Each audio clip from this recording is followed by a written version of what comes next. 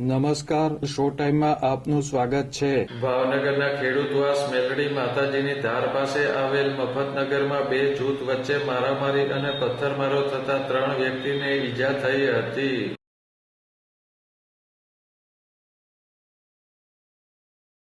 ખેડૂતવાસ મફતનગર વિસ્તારમાં કાતર મારવા જેવી સામાન્ય બાબતે બે જૂથ વચ્ચે મારામારી અને પથ્થરમારો થયો હતો.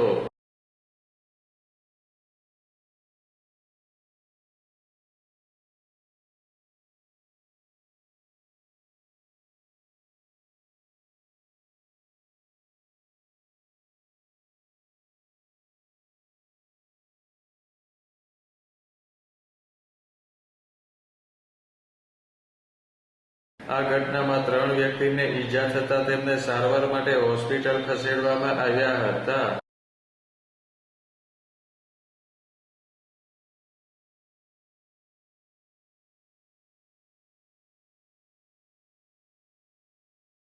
આ બનાવ અંગે ઘોઘારોડ પોલીસે બંને જૂથના કુલ 11 લોકો વિરુદ્ધ સામસામી પોલીસ ફરિયાદ નોંધી તપાસ હાથ ધરી હતી.